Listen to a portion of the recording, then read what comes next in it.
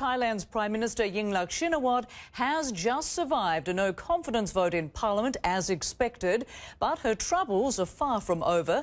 Demonstrations against her government are still building in the capital and beyond, and protesters say they won't give up until she is gone. Our Anna Corrin has the latest for us now from Bangkok. She's on the streets there. And Anna, tell us how this vote played out, what the numbers were like for the Prime Minister. Rosemary, as you say, Yingluck Shinawatra has survived this vote of no confidence. She received 297 votes for her, 134 against, 2 people abstained.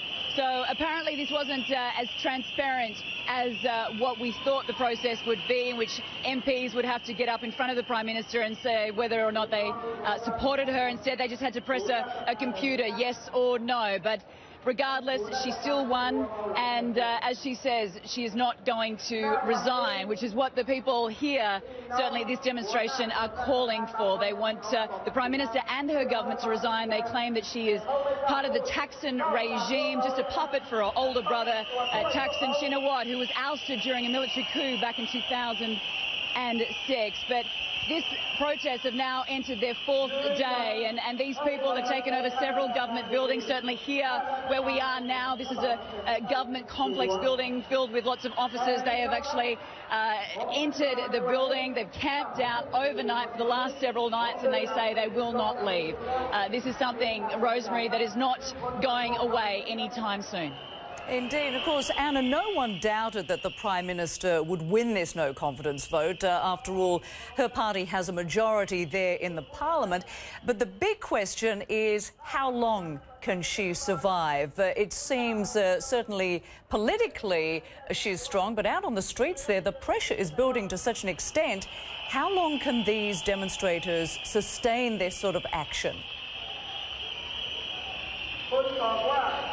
Yeah, that's a very good point, Rosemary. If you think back to previous protests, obviously 2010, protesters sat out for something like 2 months, paralysing parts of Bangkok. Obviously, those protests turned deadly. 90 people were killed. Well, so far, these demonstrations have not turned violent. And even though the Prime Minister has given more power to the police, extended their powers to ensure that law and order is certainly put in place, she says that no force will be taken against these demonstrators. But these people say they're not going anywhere. They will stay here for as long as it takes, not just until she and the government resigns, but they are wanting reforms, political reforms. They feel that the system is skewed towards Yingluck Shinawatra and her brother Thaksin.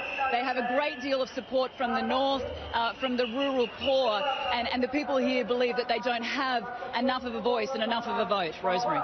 And Anna, I'd be interested, because we're hearing that the police are trying very hard not to provoke any tension with the demonstrators. And of course, it's important for the protesters on their part to make sure that that doesn't happen as well. What are you seeing there when you get in amongst the crowd? What is the mood of the protesters and indeed the police there?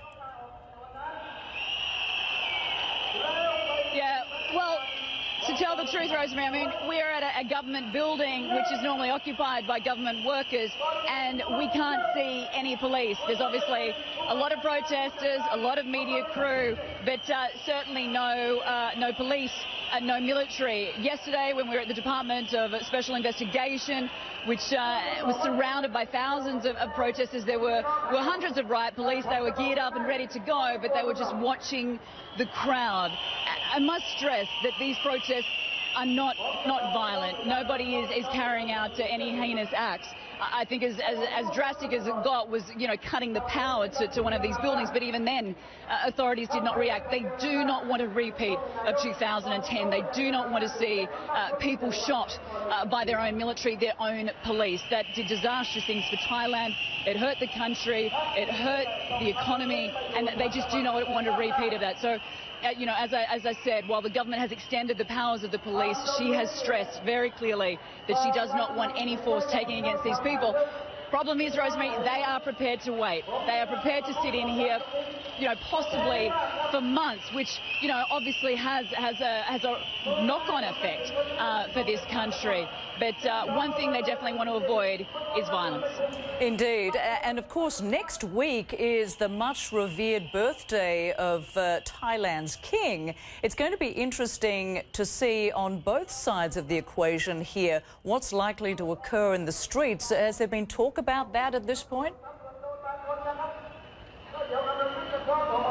Look, the king is loved. He is adored. He is revered in this country. And it's interesting, many of these demonstrators are part of the yellow shirts who are royalists. They are supporters of the king. And it's funny, there is misinformation out there, Rosemary, that Thaksin Shinawatra and his sister Yingluck wanted to overthrow the king. I mean, this is not true. This is something that would not happen. But as far as the king goes, he is very much revered, very much loved.